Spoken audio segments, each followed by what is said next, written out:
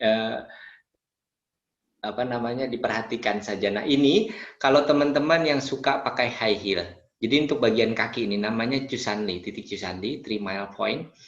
Untuk perempuan katanya sih bisa untuk awet muda ya. Nah jadi titik ini bisa kita sambil, orang yang suka lari, orang yang suka pakai high heel, naik turun tangga, pokoknya ini untuk menghilangkan keletihan di area betis kaki kita ya. Sekarang kan jadi lagi zaman sepedaan nih. Nah, yang pegel-pegel gara-gara sepedaan bisa di situ. Jadi ditekan di titik itu, pakai ibu jari boleh, pakai jari tengah atau jari telunjuk, senyamannya saja di situ. Nah, nanti itu akan mengurangi kelelahan di situ, ya. Ini bisa sambil nonton, bisa sambil santai kok, di sela-sela istirahat bisa. Tapi ini sangat membantu, titiknya di situ.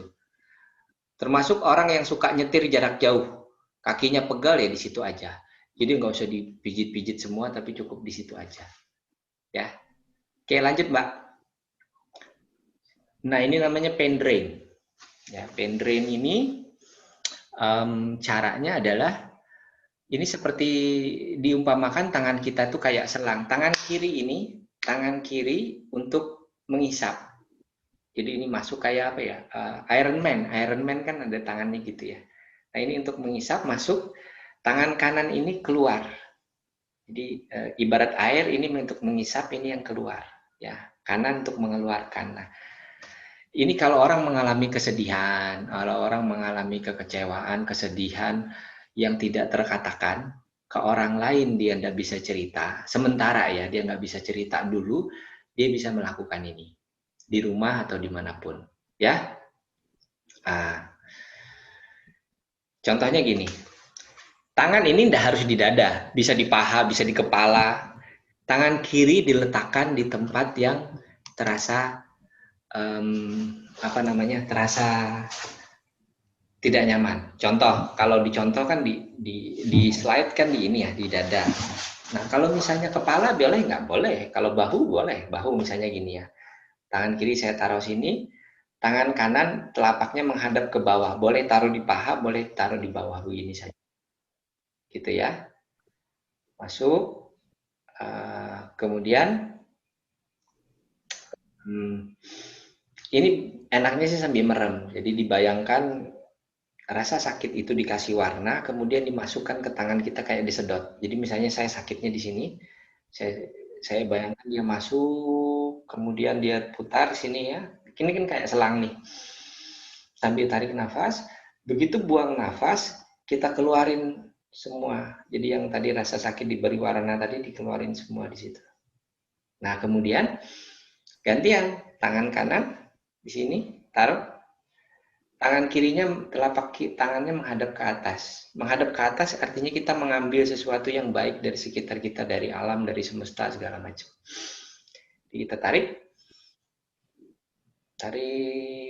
masuk, ambil yang bagus, ya. Kasih warna misalnya kuning gading atau putih atau apapun ya, warna-warna yang bagus, yang cerah gitu, masuk sampai nanti menjalar.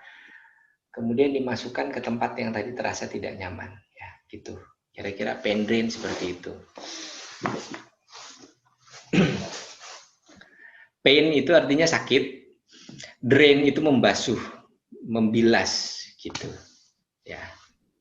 Dikasih warna itu secara visual, ini kan namanya teknik sentuhan tapi juga ada visualnya. Jadi orang-orang itu kan kadang-kadang ada yang sukanya disentuh-sentuh, ada yang sukanya pakai visual gitu ya. Jadi tidak semua satu teknik itu cocok untuk semua orang, enggak. The hold itu kalau untuk orang yang nggak suka disentuh nggak bisa loh. Di daerah timur Indonesia, dari Kalimantan ke timur, itu nggak boleh sembarangan pegang pala orang. Orang bisa marah. Sedangkan the hold itu kan pegang pala orang kan, gini, pegang badan orang gitu. Makanya sebelum melakukan the hold itu, kita izin dulu sama dia. Boleh nggak saya sentuh nanti badanmu bagian sini, bagian sini, bagian sini, bagian sini. Nah, kalau nggak boleh, ya kita cukup kalau tidak ditempel gimana? Misalnya begini saja, bisa loh, gini saja gitu. Atau bagian yang tadi dada orang itu hanya begini saja atau begini saja, tidak ditempelin. Gini, gitu ya. Oke. Mas Dauri ada pertanyaan tadi balik yang perisai tadi. Mas, untuk perisai tadi, apakah terapis perlu melakukannya sebelum menerapi? Ini Yes. dari Pandu. Pandu nih. Yes. Saya Pandu yang minggu lalu jamu ya? Ya. Pandu Betul, di betul. Jogja. Bu Janti dong, Janti Haterjiwo. Di Surabaya. Surabaya ya? Surabaya. Surabaya. Ya. Iya Pandu. Kadang saya sehabis menerapi orang kayak belum makan 3 hari. Oh iya, itu Pandu ya. Pandu gini loh. Pakai perisai tadi ya. Dan ingat grounding. Jadi gini, ini kesempatan kalau saya biasanya ini hanya akan terlihat kalau kita di kelas workshop offline. Begini, setiap kita pegang badan orang yang melakukan terapi dengan pegangan, jangankan yang megang ya.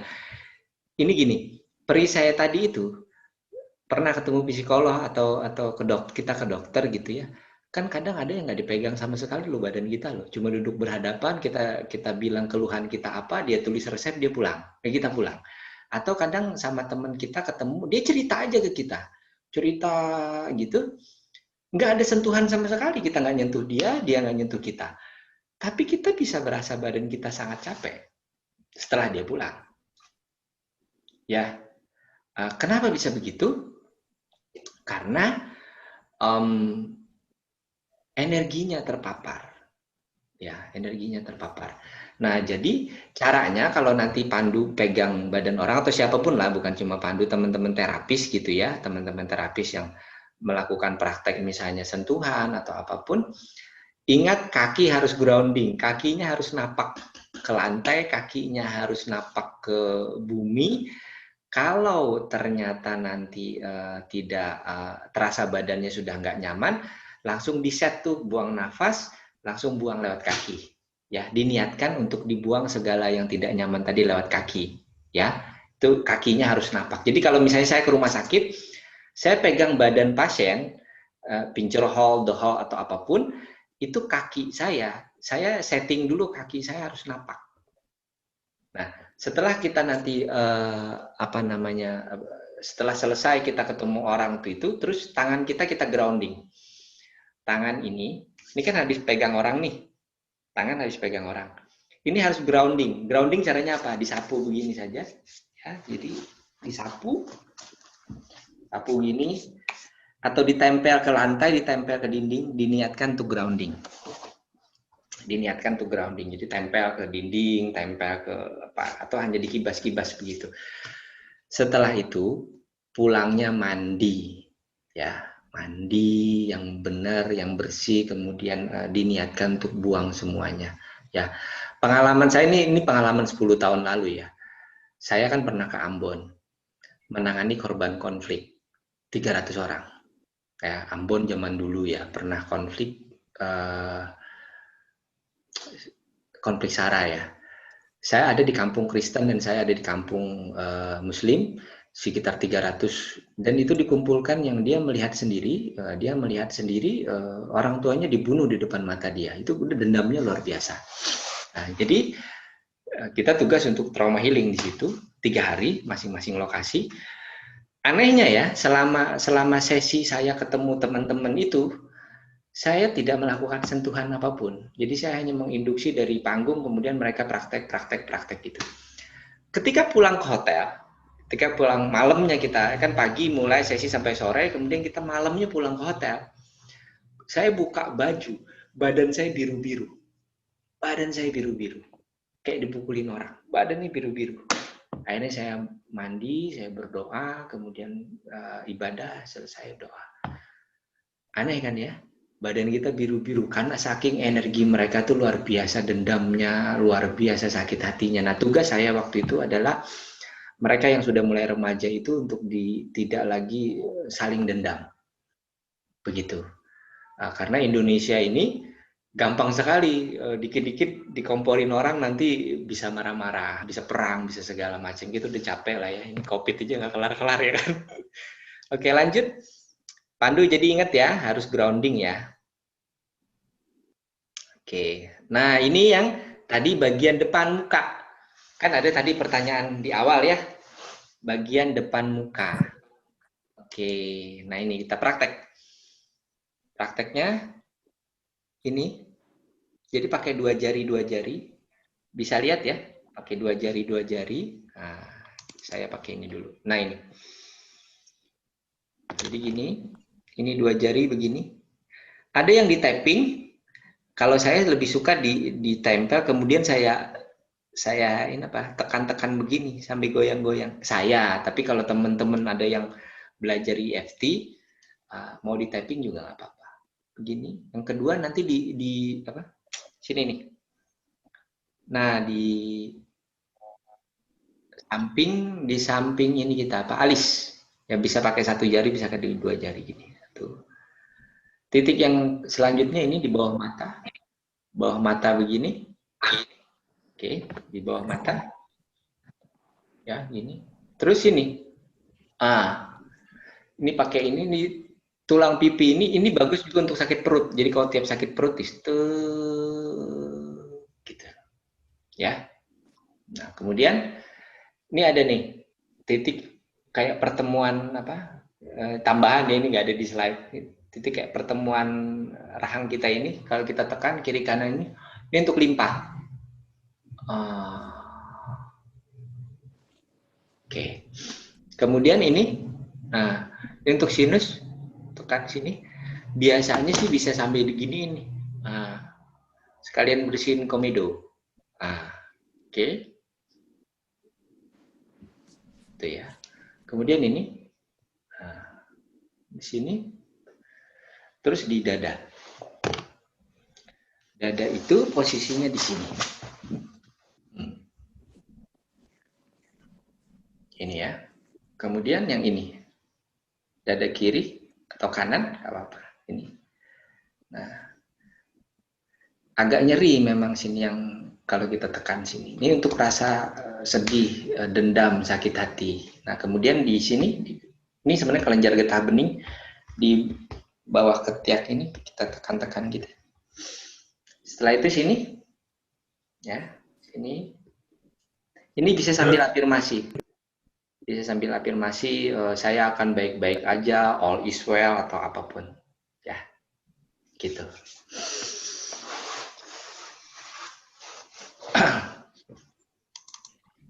Oke, teman-teman, apa yang harus dilakukan karena jari tangan saya sakit setiap hari untuk menggenggam. Menulis pun terasa sakit karena dulu sekali pernah kecelakaan dan pergelangan tangan dislokasi tidak pas.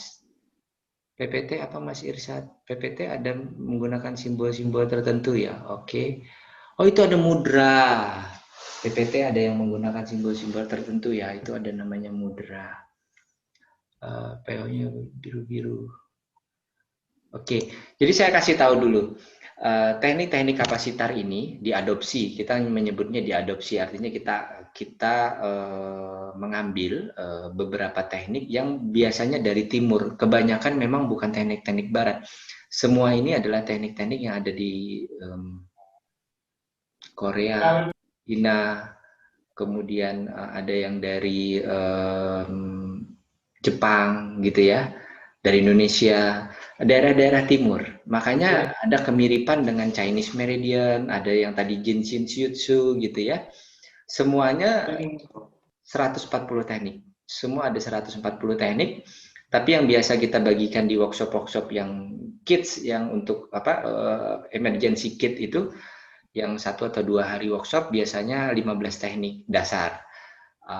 Banyak sekali, ada sekitar 140-an teknik yang kita pelajari. Nah, yang saya bagikan malam ini itu tidak, mungkin hanya beberapa teknik yang saya pikir ini bisa dipakai untuk keseharian kita. Gitu ya. Kalau tadi ada yang pakai simbol tertentu itu maksudnya mudra dari India ya. Jadi kalau teman-teman yang pernah pergi ke terapi di Bali biasanya itu ada yang pakai mudra ya, kayak avatar gitu ya. Nah, gitu. Ini konsepnya connecting diri kita dengan alam. Tapi apakah itu juga menggambarkan ajaran tertentu? Maksudnya orang-orang Muslim misalnya ya, oh saya nggak mau pakai teknik itu karena itu kan beda dengan agama saya, it's okay, nggak apa-apa. Teknik lain masih banyak. Jadi pilih yang memang cocok dengan teman-teman gitu kan ya. Tapi saya Muslim, tapi saya juga ikut yoga misalnya ya. Yoga kan itu kan dari India. India kan agamanya beda sama kita ya. Kita nggak akan selesai berdebat di situ. Saya pakai aja gerakannya. Teknik pernapasan dari Cina loh banyaknya. Tapi kan itu bagus buat orang yang asma, bagus buat kita yang lagi sesak napas, yang stres, yang apa. Kita pakai tekniknya. Masalah dia dari agama mana itu enggak terlalu ini. Di Muslim juga ada yang namanya Tibun Nabawi. Kalau Anda mau mendalaminya, dalamilah Tibun Nabawi tentang acupressure, anatomi tubuh, bekam dan segala macam. Inline saja. Oke ya. Oke, Mas, ada pertanyaan. Ini mirip dari Ibu Liz ini yang tadi dislokasi itu sehingga jarinya sulit menggenggam. Apakah ada teknik pijat tertentu? Yang kedua dari Ligi itu juga tanya karena jarinya ada yang frozen kalau pagi susah digerakkan. Apakah ada teknik pijat tertentu? Oke. Yang frozen, kemudian kalau teringat KDRT dari mantan, oke. Susah napas. Mama saya 79 tahun, sejak jatuh terjerembab tangan kiri sakit terus, linu, nyeri, susah menjalin ke tangan kanan. Bisa pakai terapi. Untuk yang secara medis tetap harus fisioterapi, ya.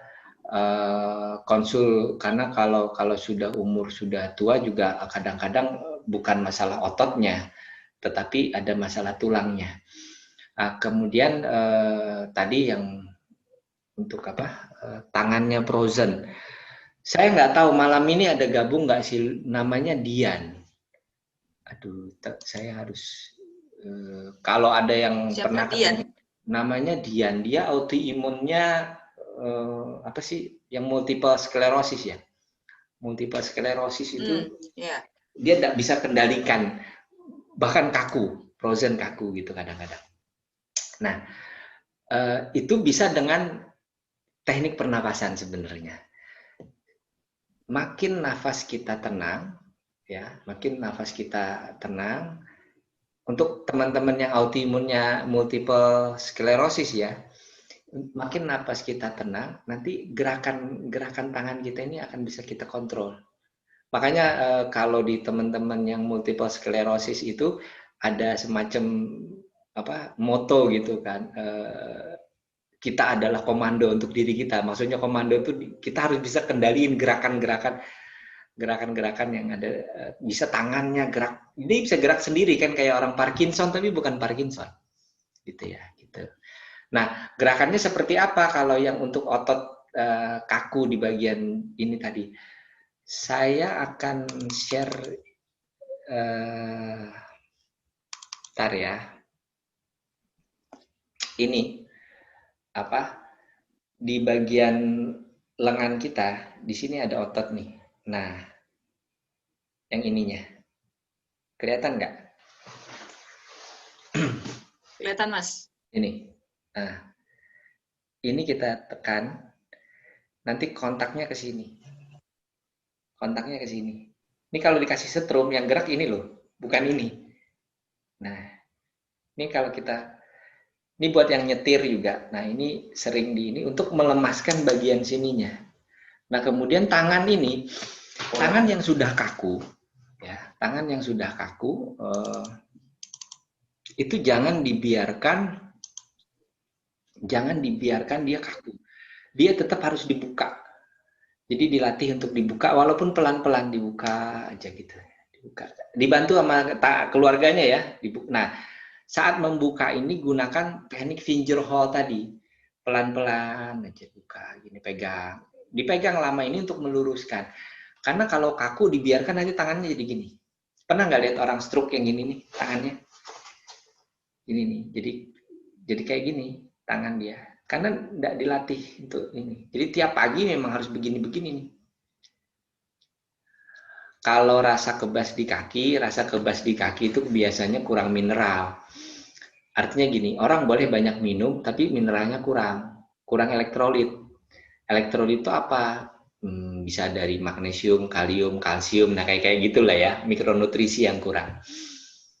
Jadi makanannya nanti dibanyakin yang begituan. Terus taruh garam di bawah. Garam seperempat sendok teh, jangan banyak-banyak. Seperempat sendok teh atau setengah sendok teh, taruh di bawah lidah.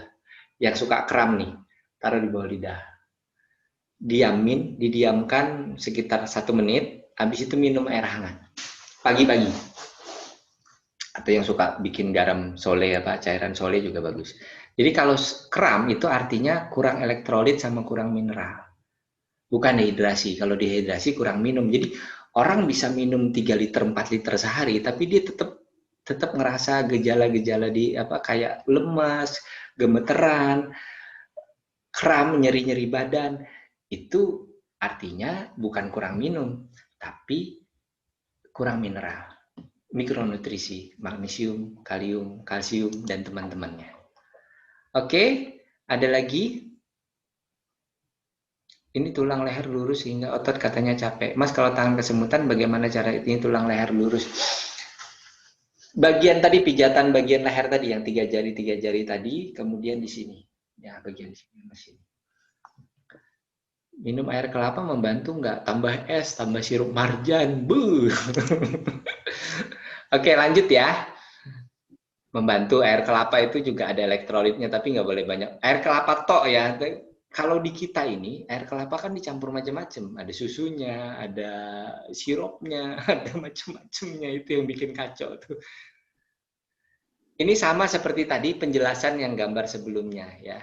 Nah, oke, next Mbak. Ini versi bahasa Indonesianya. Nah, ini yang tadi dibilang ada mudranya, hand mudra for protection. Ini adalah mudra untuk melindungi diri sendiri. Nah, ya Pandu, ini buat kamu Pandu. Ya, ini adalah mudra ketika kita merasa tidak nyaman, tidak aman, merasa gelisah, resah, ya gitu-gitu. Ya, ini saya juga tidak mendalami ini, tetapi ini ada slide seperti ini, Anda boleh pakai, penjelasannya sudah ada di situ, gerakan-gerakan mudra. Saya dulu pernah punya guru di Bali, namanya Cokorda Gederai, ya di Ubud, di Pelihatan. Gurunya juga oleh Cokorda Kertayasa, Gede Kertayasa, teman-teman yang belajar homeopati itu.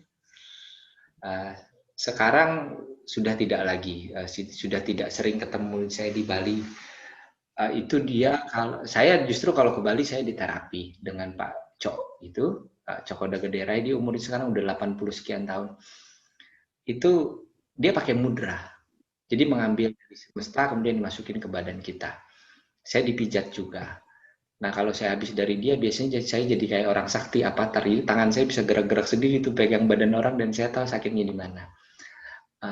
Sekarang sudah tidak lagi ke beliau karena sekarang kan pariwisata di Bali udah kayak apalah, semua orang jadi terapis di Ubud situ, semua orang jadi terapis, semua orang jadi hilang, dan kita nggak jelas lagi yang mana yang beneran.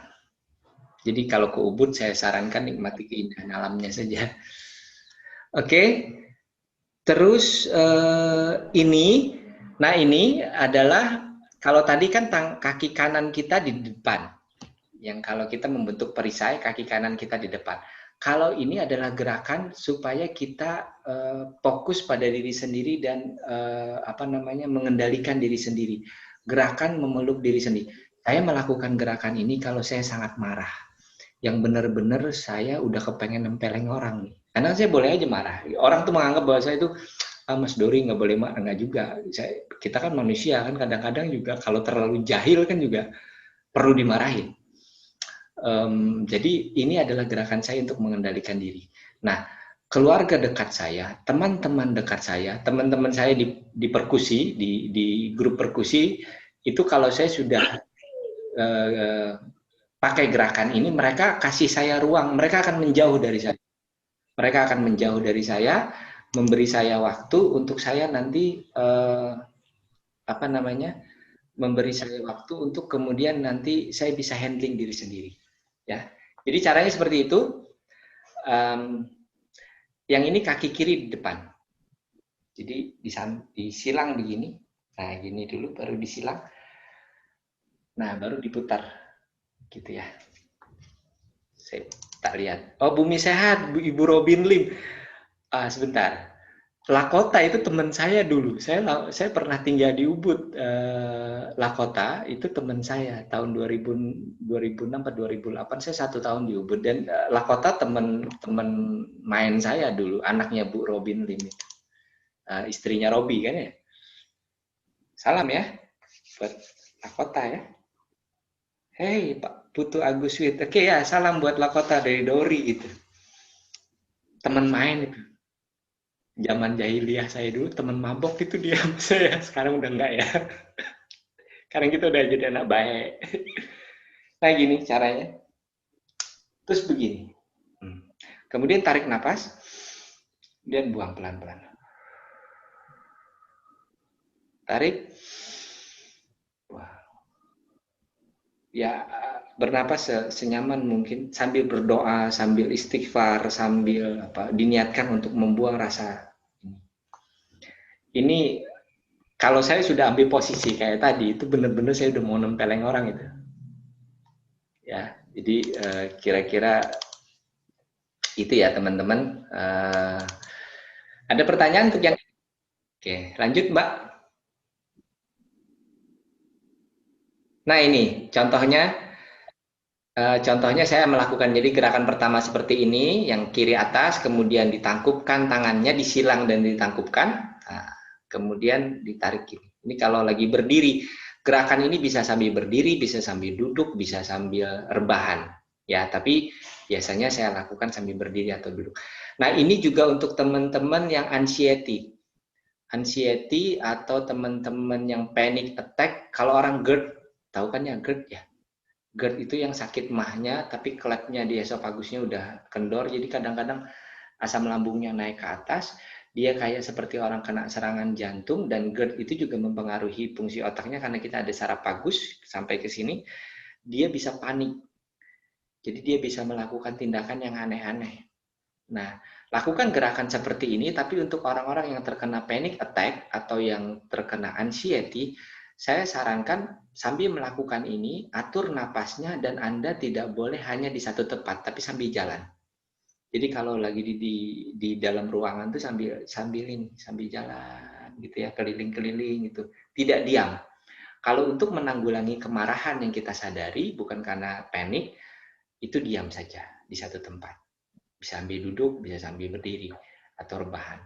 Tapi kalau misalnya yang panic attack, nah itu sambil jalan. Jadi kalau di teras atau di mana gitu ya. Jadi kuncinya di situ sampai nanti dia tenang lagi. Ya. Yang GERD kasih tahu ya bahwa saya GERD gitu ke teman-teman dan saudaranya. Kenapa? Karena Anda bisa tiba-tiba kayak orang kena serangan jantung. Nah, itu yang bikin orang panik kan. Yang bisa melakukan ini tadi. Oke, Putu Agus. Oke. WA saya ya, Putu Agus. Nah, kalau sambil berdiri kakinya tetap disilang kiri di depan. Yes. Kalau gerakan ini kaki kiri silang di depan. Ya. Oke, lanjut Mbak. Kita udah jam berapa nih? Udah 9:30 loh. 1,5 jam nggak rasa ya. Nanti kita diskusi ya. Oke, terus acupressure to foregrip. Nah ini sama seperti yang tadi. Kita acupressure bagian muka dan bagian dada tadi. Metode ini bisa dilakukan bersama-sama, nggak boleh bersama-sama. Lanjut Mbak, nanti teman-teman bisa baca sendiri ya. Nah ini acupressure untuk rasa sakit dan ketegangan trauma. Ini sama saja seperti tadi yang foto yang saya kasih di awal. Nah cuma yang bagian sininya, ini yang bagian sini, yang foto pertama yang bagian kiri ya, kiri atas gitu. Caranya bagaimana? Pak Irsad, cara apanya ya? Ini yang tadi pakai 3 jari, bisa sebelah, bisa dua-duanya. Ya, bisa juga dilakukan seperti ini. Nah, bisa satu saja, bisa dua begini. Ya. Lihat posisinya bukan di tengah loh, agak ke belakang. Nah, gitu ya. Nah, kemudian Apalagi yang di sini bisa begini, bisa begini, bisa begini, bisa begini. Kemudian yang ini tadi yang di belakang kepala yang di awal-awal sesi gitu ya. Gini. Kemudian ini bagian sini, ini tekan. Ya, kemudian ini yang, nah, ya, oke. Yang ini, nah ini bisa langsung, yang ini sama ini.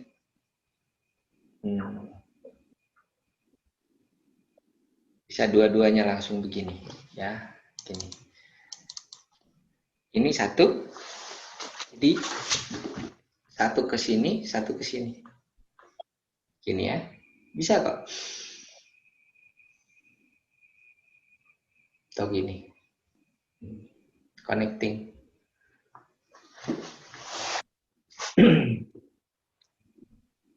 Yang untuk GERD tadi bisa juga dilihat di YouTube. Ada. Yang gini kan? Ah, gitu. Ada. Oke, lanjut Mbak Esther. Nah, ternyata kita sudah di ujung pertemuan. Ini adalah websitenya. Ya. Kemudian tadi ke arah depan lagi Mbak, yang ke awal yang ada foto sayanya. Yang ada foto sayanya paling depan. Paling depan. Nah, lagi. Nah, ini. Teman-teman, ini YouTube saya, Dauri Bintang, ada nomor WA saya, kemudian ada email saya jarang buka, jujur saja. Anda kalau mau WA, jangan email. Email saya enggak buka email, jarang lah buka email. Karena sekarang lebih banyak komunikasi lewat WA ya, orang ya kirim apapun kan bisa di WA juga. Kemudian ini IG saya. Ya, nomor telepon teman-teman bisa catat, tapi saya bukan orang yang setiap saat handphonenya ada di tangan. Jadi kalau saya delay, balasnya sorry. Kemudian kalau pagi saya biasanya sampai jam 9-10 tuh nggak pegang handphone. Jarang lah pegang handphone, kecuali di telepon. Saya berjemur, saya berkebun, gitu-gitu. Kalimantan kan gitu ya. Oke, kalau ada yang mau bertanya langsung, nanti kasih raise hand, kemudian nanti bisa mute